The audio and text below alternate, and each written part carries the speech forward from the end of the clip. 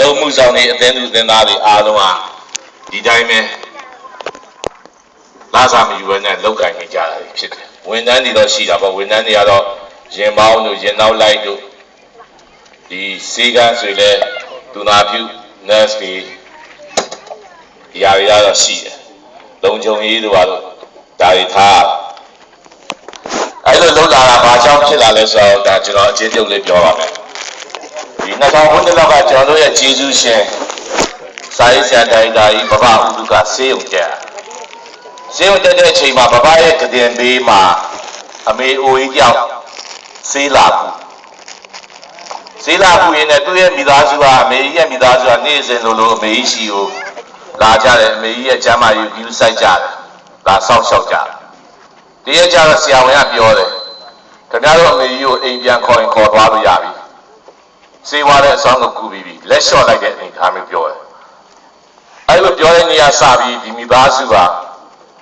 အဲ့အမေကြီးရှိကိုမလာတော့ဆေးရုံမှာပဲတယောက်တည်းအကြီးကျယ်စွာနေခဲ့ရဒီလိုနဲ့ပဲအမေကြီးဆေးရုံမှာဆုံးသွားတဲ့အချိန်မှာလမ်းဘေးမှာသေဆုံးတဲ့သူတွေအမည်မသိသေဆုံးတဲ့သူတွေအဲ့အလောင်းတွေနဲ့အတူရောထွေးပြီးတော့အမေကြီးရဲ့ရုပ်အလောင်းစုပေါင်းပြီးတချို့လိုက်တာကိုဘဘတွေ့ဒီမိသားစုဘာဖြစ်လို့ကိုယ့်ရဲ့မိခင်ရင်းကိုဒီလိုရဲဆက်ဆက်ဖြစ်သွားတာလဲ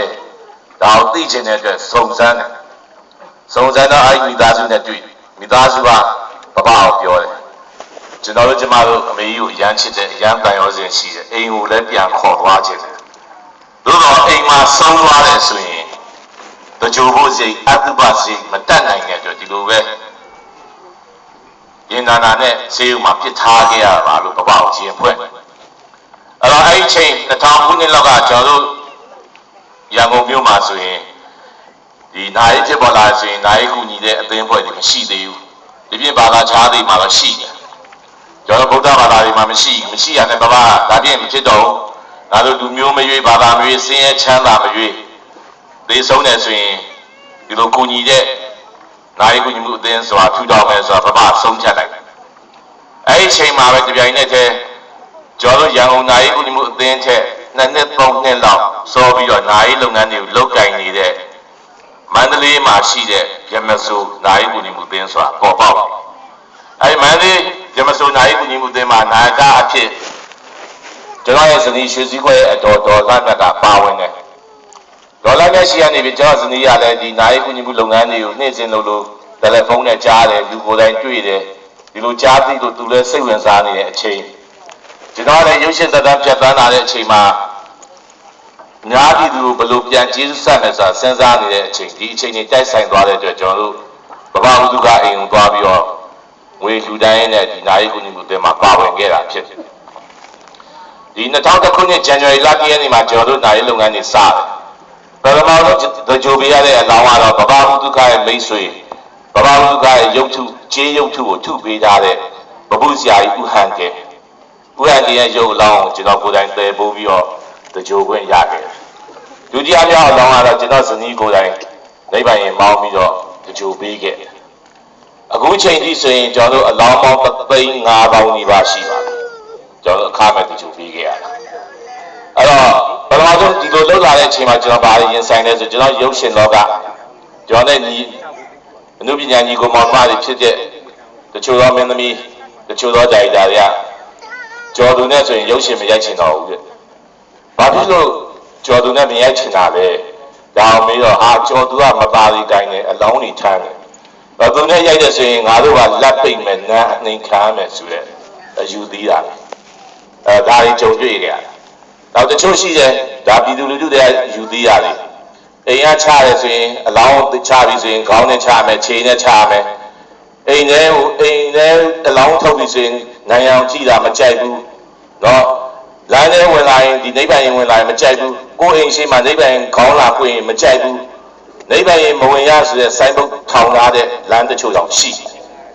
အဲ့ဒီတွေကိုကျွန်တော်မေးတယ်ဘာလို့ခင်ဗျားတို့ကနိဗ္ဗာန်ရင်အိမ်ရှိကဖြတ်သွားတာတော့မကြိုက်ဘူးလမ်းထဲဝင်တာတော့မကြိုက်ဘူးခင်ဗျားတို့ခေါင်းပေါ်ကနေ့စဉ်ပြန်နေတဲ့လင်းပြန်နေကြတော့ဘာလုပ်မလဲဆိုတော့လင်းရပါဆိုင်လို့လေနိဗ္ဗာန်ရင်နိဗ္ဗာန်ရင်လင်းပေါ်မှာအလောင်းတွေပါတယ်လို့ ပြည်ပမှာဆုံးတဲ့မြန်မာလူမျိုးတွေရဲ့အလောင်းတွေနေ့စဉ်လိုပြည်ပနိုင်ငံတွေကနေပြီးတော့လေနဲ့ပယ်လာတယ်ဒီအလောင်းတွေကျွန်တော်ရန်ကုန်လေစိတ်မှာနေ့စဉ်လိုသွားပယ်ရအဲ့တော့ဒီလေနဲ့ပယ်လာတဲ့အလောင်းတွေကြဒီလေပြန်ကြခင်ဗျားခဲနဲ့လည်းပြည့်လို့မရဘွားနဲ့လည်းပြည့်လို့မရလို့ဒါသူဘာမှမပြောနိုင်ဒါအလောင်းတွေလူတယောက်ဆုံးသွားပြီဆိုရင်ကိုယ့်ရဲ့ဘာအဲ့လိုကိုယ့်ရဲ့ဘာကြီးဦးလေးတို့ဆုံးပြီဆိုရင်မြေလောက်တဲ့သူကဘိုးကြီးဘာညာနဲ့ဘဘဆိုပြီးသွားခေါ်ရင်ဟဲ့မသားကြီးကိုမကင်နဲ့လူမသားကြတော့ကင်တာမကြိုက်ဘူးတရိစ္ဆာန်မသားတွေဖြစ်တဲ့ကြက်တို့ငါးတို့ကြတော့ခုတ်ထစ်ချက်ပြုတ်ပြီးပါဇက်တဲ့တစ်ပြဲစားပြီတရိစ္ဆာန်မသားတွေရဲ့သင်္ကြန်ကုန်တရိစ္ဆာန်မသားတွေရဲ့မိသကြိုဆက်ကလူပါဇက်အဲ့ဒါကိုမေ့နေကြတယ်နောက်ဆုံးသွားတဲ့လူရဲ့အလောင်းကိုကားပေါ်တင်ကန်နေကြတော့ရန်ကုန်မြို့မှာရှိတယ်ရေအိုးခွဲတယ်ဘွားလို့ခွဲချတာပဲရှေ့မကြည့်ဘေးမကြည့်မြေဥစားဆင်လို့ခြေလုံးကွဲတဲ့လူကခွဲဘာလို့ရေအိုးခွဲရလဲဆိုဆုံးသွားတဲ့လူနဲ့ကျုပ်တို့ကအိုးစားခွဲသွားလို့အိုးခွဲနေတယ်အိုးစားခွဲလို့အိုးခွဲရဆိုရင်ဘာဖြစ်လို့တုတ်တန်ရောက်တော့အခေါင်းများနဲ့ပန်းလေးတစ်ပွင့်အောင်ပြန်ယူတာလဲပြီးတော့ဝိညာဉ်ပြန်ခေါ်တယ်ခုနကခင်ဗျားအိုးစားခွဲတယ်ပြောတယ်အိုးခွဲပြီးဘာလို့ဝိညာဉ်ပြန်ခေါ်မှလဲဆိုတော့ဒါလည်းမဖြစ်ကြဘူးနောက်ဆုံးသွားတဲ့လူရဲ့အဝတ်စားတွေပစိုးတို့စောင်းတို့ဒါတွေကြတော့အိမ်မှာထိုင်းခိုက်မှာဆိုလို့ပြီးဘုံကြီးကြောင်းလှူပြတယ်ဒါကျို့ဆိုခန်းစည်းစားတွေချုပ်ပြီးလှူပြတယ်ဒီလိုခိုက်မှာဆိုလို့ဆိုရင်ဆုံးသွားတဲ့လူရဲ့လက်စွပ်တို့ဆွဲကြိုးတို့ကြတော့ဘုံကြီးမလှူဘူးလားလို့မေးတော့ဒါတော့မလှူနိုင်ဘူးဘယ်တော့တရားကြဖို့ကောင်းလဲဒီလိုအယူသီးတာတွေပပျောက်ဖို့ကျွန်တော်တို့တော်စူးစမ်းခဲ့ရတယ်စူးစမ်းခဲ့ရင်ဒီလူတို့ကကျွန်တော်တို့ယုံကြည်လာတယ်အားကိုးလာတယ်အလူရှင်တွေရတယ်လူတန်းလာတယ်ကျွန်တော်စတော့ဆိုရင်ကျွန်တော်ဘုန်းကြီးကျောင်းမှာကတ်နေရတာကျွန်တော်အသိယုံမရှိတဲ့အတွက်ဓမ္မဝိဟာရပြည့်တိစာသင်တိုက်မစွာတင်ញံကုန်းမှာသင်္ကန်းကျောင်းမြို့နယ်မှာအဲဒီမှာနေနေဒါနိုင်ငံတော်ဆိုရတဲ့ပြည်သူလူထုကနေကျွန်တော်တို့ယုံကြည်လာတယ်အားကိုးလာတယ်ဆိုတော့ပြည်သူလူထုအားကိုးလာတယ်ဆိုရင်ကျွန်တော်တို့မျက်စိကြောက်ကြည့်ပြီးကျွန်တော်တို့ဒီပြင်မြောက်တကုတ်မြို့နယ်မြို့ပြင်ကိုနှင်ထုတ်လိုက်တယ်မြောက်တကုတ်မြို့နယ်ကြတော့အဲဒီမှာရှိတဲ့မြေကွက်ကပလတ်စတစ်အိတ်အမိုက်ပုံအမိုက်တွေမို့လို့အမိုက်ပုံပို့လိုက်တာတော့မသိဘူးအဆောင်ဦးဆောက်ဖို့မြေတူးတယ်ပေ20တူးတယ်မြေကြီးမတွေ့သေးဘူးကျွတ်အိတ်အမိုက်ပလတ်စတစ်အိတ်ဒီမှာကျွန်တော်တို့အမိုက်တရားရွှေဖြစ်အောင်ကျွန်တော်တို့ကြိုးစားပြီးတော့လုပ်ကြိုင်တာတဲ့အချိန်မှာကျွန်တော်ဒီလိုအခက်ခဲတွေကိုကြော်သွားတဲ့နေရာကျွန်တော်တို့သစ္စာပဲဒီကြားရရှိတဲ့ကျွန်တော်တို့ဒီနာဂိကယ်ဆယ်ရေးတို့ပခုတ်ကူရေပေးကယ်ဆယ်ရေးတို့ဒီလိုသွားပြီးဆိုရင်ကျွန်တော်တို့အဖွဲ့တိုင်းလေဒီမကားနဲ့ဆိုပြီးအမိတ်ထုတ်တာရှိတယ်ဒါတွေကကျွန်တော်တို့တော်တော်ခက်ခဲကိုဒီအတွေ့အကြုံတွေကြော်လွှားပြီးတော့ဖြတ်တန်းခဲ့ရကျွန်တော်လုပ်ငန်းစတော့ဆိုရင်ကားလေး2စီးဝယ်ထားတယ်အဲ့ကား2စီးကအနောက်မီလုံးမရှိဘူးအနောက်ပန်ပါမရှိဘူးတကားပိန်ကျိုးနဲ့ချီပြီးပိတ်ရတယ်ဒီလိုကားစုံနဲ့ကျွန်တော်တို့ကစခဲ့ရင်လည်းကျွန်တော်တို့လုံဆောင်ချက်တွေဟာဒီပြမစုတရားဖြစ်တဲ့မြစ်တာပြူတာမူဒီတာဥပိ္ပခဒါကိုလက်ကင်ပြုကျင့်သုံးခဲ့တဲ့အတွက်ကျွန်တော်တို့အသင်းဟာတိုးတက်အောင်မြင်လာတာဖြစ်တယ်အဲအကြောင်းဒီမှာဒီပြမစုနာရီကိုညီမှုအသင်းဖွင့်ပွဲမှာလည်းဒီအသင်းသူအသင်းသားတွေလုံမှုဆောင်တွေအားလုံးကြော်မာနေတာဒီပြမဆိုဆိုတဲ့စကားကိုအမြဲတမ်းနှလုံးသွင်းပြီးတော့ကိုယ့်ရဲ့အတ္တတွေကိုဖြုတ်ပြီးတော့အများသက်ဆိုတဲ့စိတ်နဲ့လုတ်ကြိုက်ကြပါလို့ကျွန်တော်တိုက်တွန်းလို့တယ်ဒီလိုကြော်သွားတဲ့နေရာကျွန်တော်တို့ရှိမှအခက်ခဲဖြစ်လာပြီဆိုရင်ကျွန်တော်တို့ရှိမှအသိမိတ်ဆွေဝင်ကြီးတွေလွတ်တော်အမတ်တွေမရှိဘူးနိုင်ငံတော်နဲ့ပတ်သက်တဲ့လူကြီးတွေကျွန်တော်တို့မိတ်ဆွေမရှိဘူးကျွန်တော်တို့ကဘာအားကိုးရလဲဆိုသစ္စာစကားဆိုပါကျွန်တော်တို့ကျမတို့ကဒီ2000ခုနှစ်ကလေးယနေ့တိုင်အများကျိုးအတ္တမှာပါပဲနဲ့ကိုကျိုးစွန့်ပြီးလုပ်ခဲ့ပါတယ်အနစ်နာခံခဲ့ရတယ်ဘေးဆက်ခဲ့ပါတယ်မှန်ကန်ပါကဒီအခက်အခဲတွေကြော်လွှားနိုင်ပါစေဆိုပြီးမြတ်စွာဘုရားရှင်ရှိမှသစ္စာဆိုရဒီလိုမှမဟုတ်ဘူးဆိုရင်ကျွန်တော်တခါကလေးရေဝေးပုဂ္ဂလာမှာရှိတဲ့ဘဘဥက္ကဥပုပ်ကူရှေ့မှာမြေကြီးကိုကြိုက်ပြီးတော့ကျွန်တော်သစ္စာဆိုအဲ့လိုသစ္စာနဲ့ပဲကျွန်တော်တို့ကြော်လွှားခဲ့ရတာဖြစ်တယ်ဒီလိုလုပ်ရင်းနဲ့ကျွန်တော်တို့2000စက်တင်ဘာတန်ခါအရေးခင်းရောက်တော့ဒါကျွန်တော်တို့ဗုဒ္ဓဘာသာမြန်မာလူမျိုးတွေဖြစ်တယ်လူမှုရေးသမားလည်းဖြစ်တယ်အဲ့ဒီအချိန်ကကျွန်တော်ရုပ်ရှင်မင်းသားလည်းဖြစ်တယ်ဒါပြည်သူချစ်တဲ့အနုပညာသမားတယောက်အနေနဲ့ဗုဒ္ဓဘာသာမြန်မာလူမျိုးတယောက်အနေနဲ့ လူမှုရေးသမားတယောက်အနေနဲ့နေပူမိုးရွာထဲမှာဖက်နဲ့မပါတီးမပါပဲနဲ့မြေသားတို့ရွတ်ဖတ်ပူဇော်နေကြတဲ့ပန်းကားတော်တွေစွန့်စားဖို့ကိစ္စကျွန်တော်တို့မှာတာဝန်ရှိအဲကြောင့်ကျွန်တော်တို့ပန်းကားတော်တွေကိုစွန့်ကတ်တယ်ရွှေကုန်းဘုရားရှိပဲမဟုတ်ခြေသွန်းဘုရားကြီးရှိမှာကျွန်တော်စွန့်ကတ်တယ်ကျွန်တော်စနီးကတော့သူ့မြို့သေးတွေမှာလိုက်ပြီးတော့ပန်းကားတော်တွေတောက်ရည်တန်းတို့လိန်စီတို့ကတ်တယ်ဒါကျွန်တော်အသိစိတ်သက်ကိုအသိစိတ်သက်နဲ့ကိုလုပ်တာညောင်စလုံးကတိုင်ပင်မှုမရှိအဲဒီစွန့်ကတ်တဲ့အမှုနဲ့ပဲ9ရက်ဖမ်းခံရတယ်ကျွန်တော်မြန်မာလူမျိုးတွေစွန့်ကတ်တဲ့သတိထားကြအောင်ကျွန်တော်တို့ဖြစ်နေအောင်ပါ9ရက်ဖမ်းခံပြီးထွက်လာတဲ့နေ့ကစပြီးတော့အနုပညာလုပ်ငန်းတွေပိတ်လိုက်ပြီတဲ့ဒီစွန့်ကတ်တာနဲ့တင်အနုပညာလုပ်ငန်းလည်းအပိတ်ခံရတယ်အဖမ်းလည်းခံရတယ်ကျွန်တော်လေးစိတ်နာပါတယ်လူတွေကိုလည်းတော်တော်ကြောက်သွားတယ်ကျွန်တော်တယောက်တည်းပဲနေတယ်တခါလေးအသင်းသွားတယ်နောက်တဖြည်းဖြည်းနဲ့ဒီလူမှုရေးကိုကျွန်တော်ဖိပြီးလုပ်တာနေရောညရောကျွန်တော်လုပ်တာတယ်အခုဆိုကျွန်တော်ဆိုရင်ဒါကျွန်တော်ဒီနိုင်ဘူးမှုအသင်းရန်ကုန်ရုံးမှာပဲကျွန်တော်အိတ်တာ3နှစ်ကျော်လာပြီအိမ်တော်တခါလေးမှရောက်တော့တယ်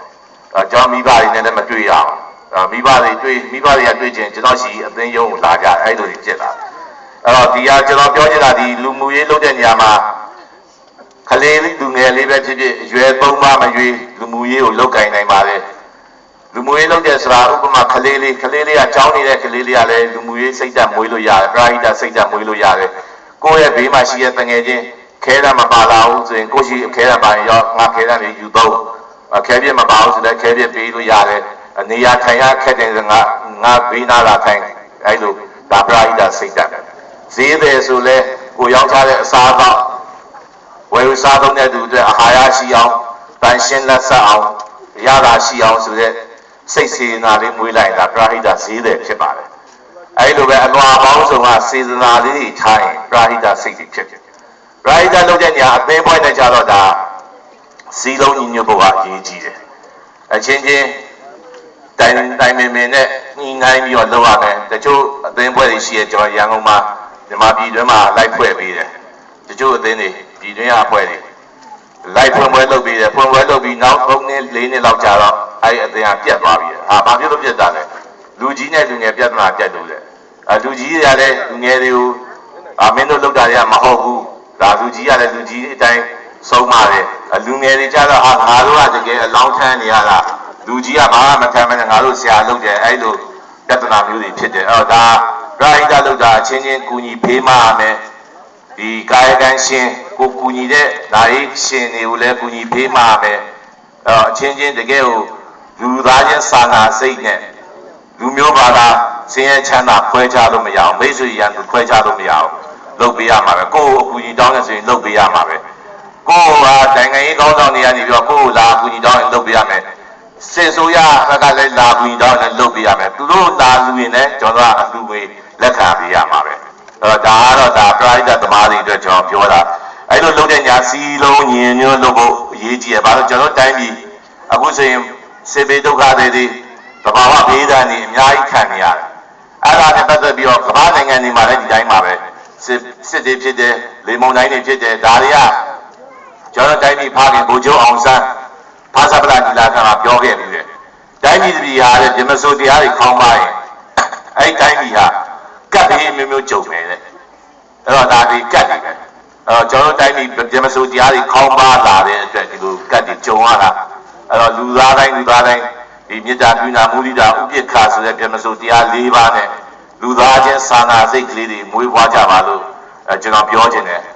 တော့ဘာကြောင့်ကျွန်တော်ကအချိန်မရွေးသိသွားနိုင်တယ်အခုကျွန်တော်စကားပြောတဲ့ခဏနေသိရင်သိသွားမယ်ဒါဘယ်သူကဘယ်နေရာမှာဘယ်လိုပုံစံနဲ့ဘယ်ပုံစံမှာဘဝညီကုန်းချုပ်မယ်ဆိုတာပြောလို့မရအောင်ဘာကြောင့်ဆိုဒီမှာရှိတဲ့ပရိသတ်တွေမြန်မာပြည်သူလူထုတွေတစ်ချိန်တော့တကယ်ကိုအားပေးခဲ့တဲ့ချစ်ခင်ခဲ့တဲ့ရုပ်ရှင်တရုပ်ဆောင်အကယ်ဒမီတွေးငယ်ရွယ်နဲ့သိတာပဲမော့သိတာပဲဆိုင်ကြီးဆိုင်သိတာပဲခင်မောင်တို့သိတာပဲဦးနေဝင်းသိတာပဲဟိုပုဂ္ဂိုလ်ကြီးလည်းသိအောင်ပါပဲဟုတ်လားကျော်သူကြီးလည်းသိမှာပဲအဲ့တော့ကျွန်တော်လည်းသိမှာအဲ့တော့မသိခင်စัจ जा မှာကျွန်တော်ဆိုရင်ဒါအချိန်တိုင်းဒီ9 ကုသိုလ်စိတ်ကလေးတွေမေတ္တာစိတ်ကလေးတွေပွားများဖို့ကျွန်တော်အတန်တိုင်းဆုံးကြိုးစားတယ်ဒါမှလည်းဆရာတော်ကြီးရှင်စန္ဒကပြီးဝင်သားဟောကြားထားတဲ့အတိုင်းသေကံကြီးလေးပြောစရာကောင်းပြီဖြစ်အောင်လုပ်ကြပါလို့